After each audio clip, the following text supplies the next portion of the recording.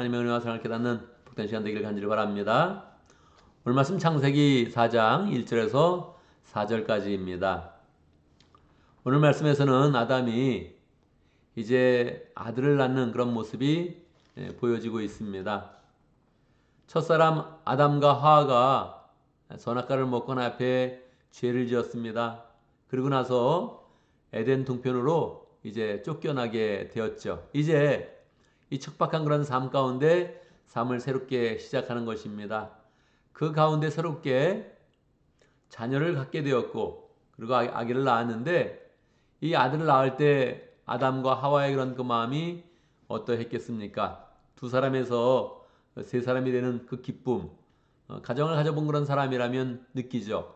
하나님이 우리 가정에 아들을 주셨다, 자녀를 주셨다는 그런 기쁨이 굉장히 컸겠지요. 그 아들을 보니까 튼튼한 것 같고, 또 아담과 하와를 닮은 것 같고, 이런 모습을 보면서 아담과 하와는 큰 소망을 갖게 되었습니다.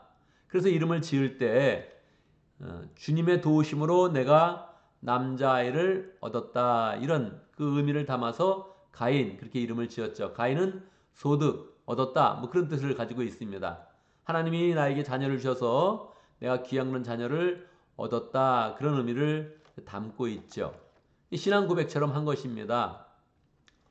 그런데 두 번째 아이를 낳게 되었을 때 이런 소망으로 아기를 낳고 기르는 가운데 큰 기쁨을 가져서 두 번째 아이를 가지게 되었는데, 두 번째 아이는 생각보다 좀 달랐습니다. 왜 그랬을까요? 죄의 영향력이었을까요? 첫 번째 아들을 낳았을 때는 아들이 건강한 것 같고 아버지와 엄마를 잘 닮으면서 건강하게 자라는 것 같은데, 두 번째 아이를 낳았을 때는 이 아이가 예상보다 너무 작네, 약해 보이네, 그런 마음 가운데 좌절이 좀 됐던 것입니다. 그래서 이름을 아벨, 그렇게 이제 이름을 지었죠. 아벨은 그 뜻이 뭐 호흡 이런 뜻도 있는데 공허, 허무 이런 뜻을 담고 있습니다. 그러니까 아들을 낳으면서 조금 공허했던 거예요. 이렇게 아이가 작다고, 이렇게 약하다고, 야, 우리의 이런 미래는 어떻게 될 것인가? 여러분 정말 그렇죠? 우리가 자녀를 갖는데 그 자녀가 건강하지 못한 아이다, 병이 있다, 약하다, 그렇게 느껴지면 우리의 그런 미래가 어떻게 될 것인가? 그 굉장히 불안하겠지요. 사실 아벨의 그런 삶은 그렇게 시작되었고, 또 부모님과 아담과 하와에게 좌절을 주면서 시작이 되었던 것입니다. 그런데 또 결국은 그냥 자라나면서 잘 크게 되었고, 결국은 이제 가인과 아벨이 다 일을 하게 되었죠. 가인은 농사 짓는 일을 하였고, 아벨은 이제 양을 치고 목축업을 하는 그런 일을 이제 하게 되었습니다. 그런데 이제 아담이 하나님 앞에 소망을 가졌잖아요. 내가 메시아를 줄 것이다, 나를 잘 경배해라, 나에게 제사하면서 신앙을 잃지 않고 다시 회복되는 그런 삶을 살아라, 이렇게 하나님께서 소망을 주셨잖아요. 그래서 결국 아담이 하나님 앞에 제사 드리는 그런 법을 알게 되었고, 하나님을 향한 그런 신앙을 갖게 되어서 이 아들에게 전수를 하여 준 것입니다. 그런데 가인과 아벨이 제사를 드릴 때에 그 태도가 좀 달랐습니다. 가인은 그냥 아버지에게 신앙 교육을 받으면서 뭐 하나님 뭐 믿어야지, 뭐 제사 드리니까 드려야지, 이런 마음으로 그냥 농사 짓다가 그 중에 일부를 가져와서 하나님 앞에 제사를 드리게 되었습니다. 그런데 아벨은 하나님 앞에 드리는 것이라면 내 마음의 태도를 새롭게 해야지, 이런 마음을 가지고 낳은 그런 짐승들 중엔 첫 번째 거, 그 중에 또 짐승들 중에는 기름이 있는데 기름에 귀중한 거, 이걸 특별히 이렇게 구별하여서 하나님 앞에 드리는 그런 그 마음을 가졌죠. 그래서 제사를 드렸더니, 하나님은 마음의 중심을 보시는 그런 분이시죠. 사람은 그 마음 속을 알 수 없다, 열 길 물속은 알아도 사람 속은 알 수 없다, 이런 속담이 있잖아요. 사람이 사람을 잘 모릅니다.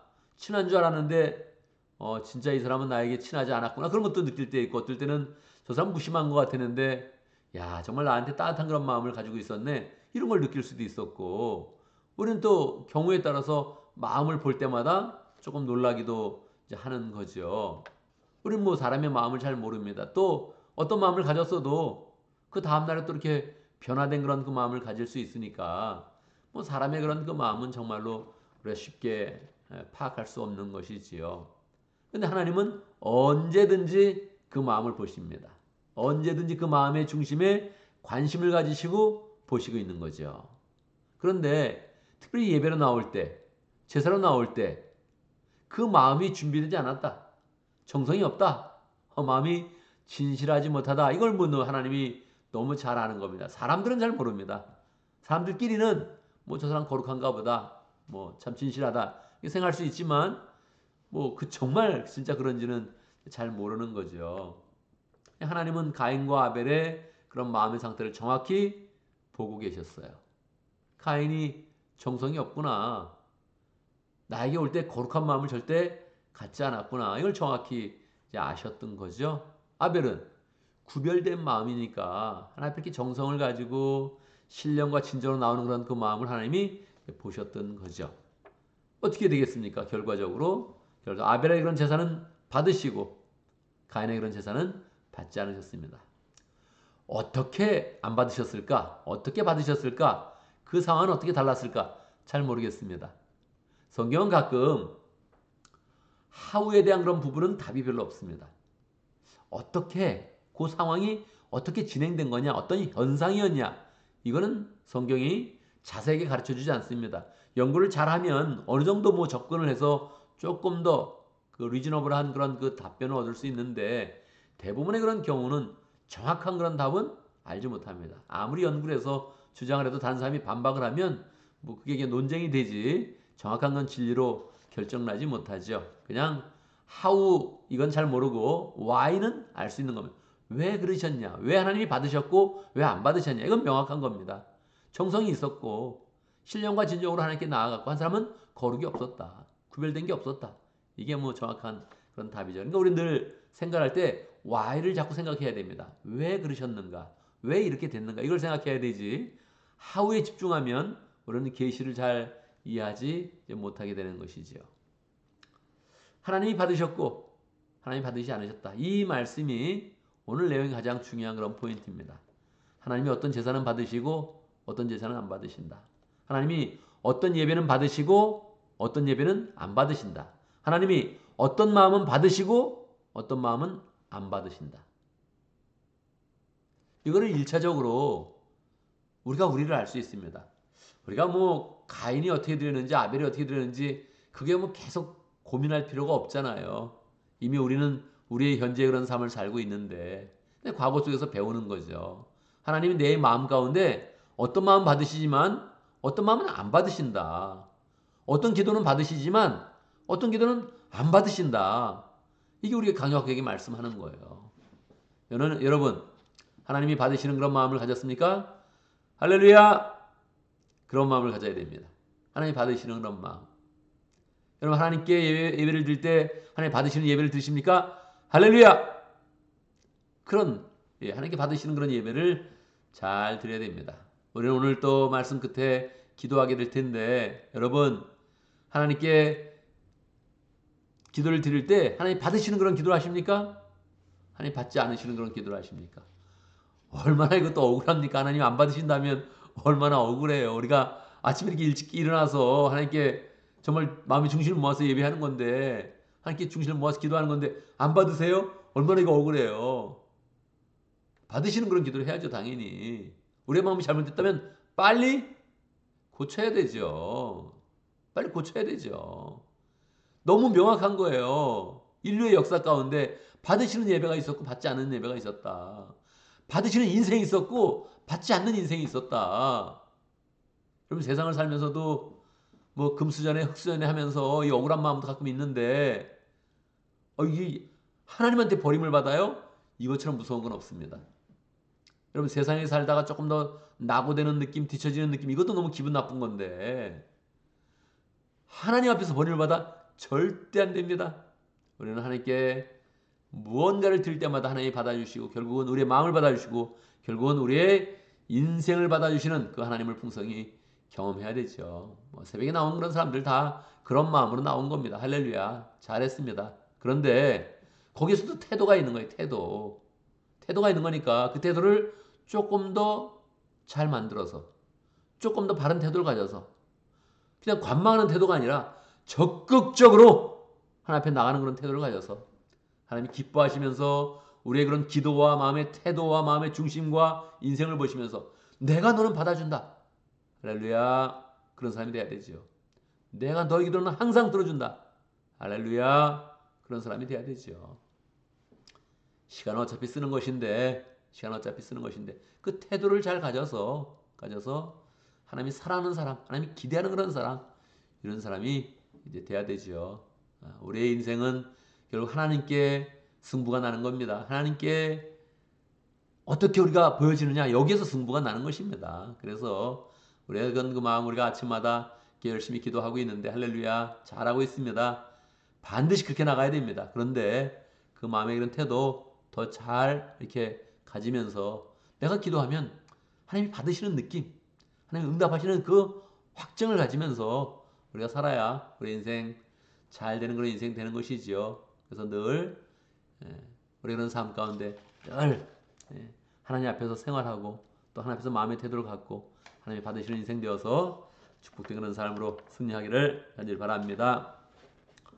오늘도 말씀 가운데 기도의 목 붙잡습니다. 우리가 하나님께 나아갈 때마다 하나님께서 받으시는 그 마음의 태도, 그 기도, 열정, 예배를 온전히 잘 가질 수 있도록, 그래서 정말로 하나님의 그런 축복을 풍성히 누리며 사는 복된 인생 될 수 있도록 기도합니다. 오늘 목장을 위해서 기도하는데 티와나 목장을 위해서 기도하겠습니다. 김순철 목자님, 문혜미 목녀님 위해서 기도하고 또 목원들 위해서 기도하고 또 조영훈 성사님 위해서 함께 기도하겠습니다.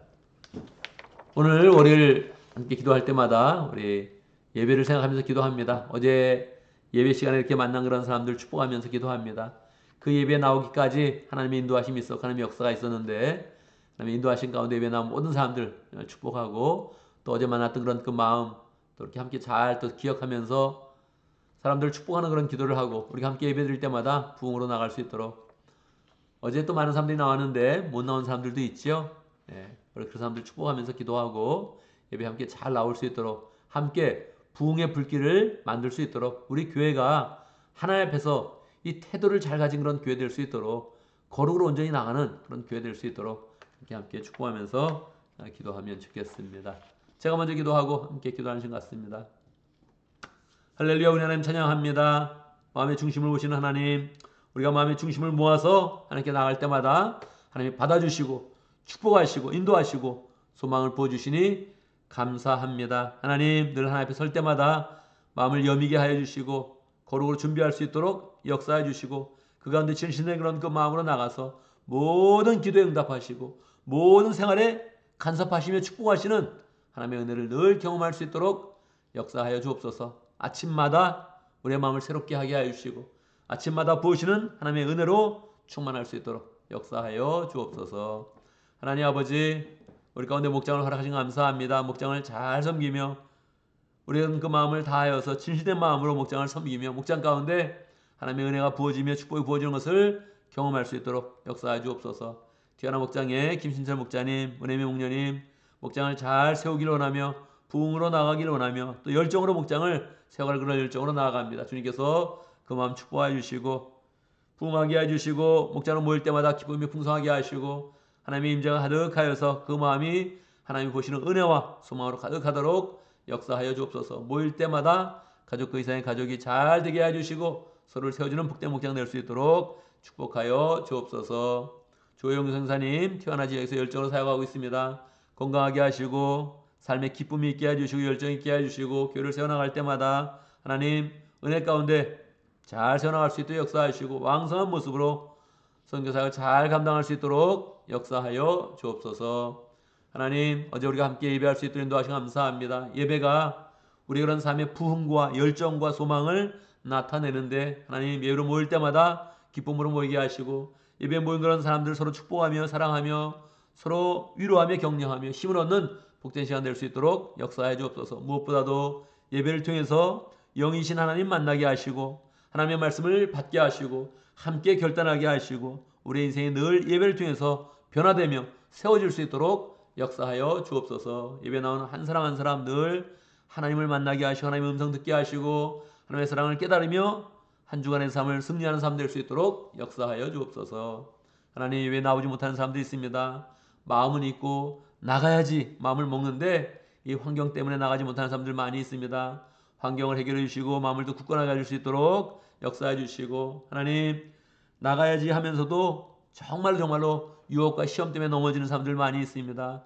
하나님, 이겨낼 수 있도록 역사해 주시옵소서. 또 우리가 손잡고 일으킬 때마다, 이야기를 전해줄 때마다 마음에 용기를 얻게 하여 주시고, 함께 예배 나올 때마다 하나님 앞에서 믿음이 자라가며 믿음이 온전히 세워지며 하나님의 자녀의 복된 삶을 잘 살아갈 수 있도록 역사하여 주옵소서. 하나님, 어제 예배를 드리고 오늘 월요일의 삶을 시작합니다. 일주일의 삶이 또 펼쳐지는데 하나님께서 함께 하여 주옵소서. 모든 그런 계획 가운데 함께 하시고 모든 일 가운데 함께 하시고 하는 일마다 형통하도록 역사하여 주옵소서. 하나님, 실수하는 일 없도록 하여 주시고 시간을 못 맞추는 일 없도록 하여 주시고 하나님께서 함께 하셔서 우리가 하는 모든 일들이 다 주의 그런 역사와 능력이 나타날 수 있도록 인도하여 주시고 하나님께 영광 누리는 복된 일들 될 수 있도록 축복하여 주옵소서. 가정을 평강케 하여 주시고 하나님, 가정에 문제가 있는 그런 사람들 다 문제가 해결될 수 있도록 역사하시고 하나님께 구할 때마다 하나님께서 미를 열어주시며 한 걸음 한 걸음 담대하게 나가게 하는 하나님의 은혜를 경험하도록 역사하여 주옵소서. 오늘도 주의 은혜 가운데 하루를 잘 보내면서 저녁에 하루를 결산할 때마다 하나님께 기쁜 마음으로 감사드리며 영광 돌리도록 축복하여 주옵소서. 예수님의 이름으로 기도드리옵나이다. 아멘.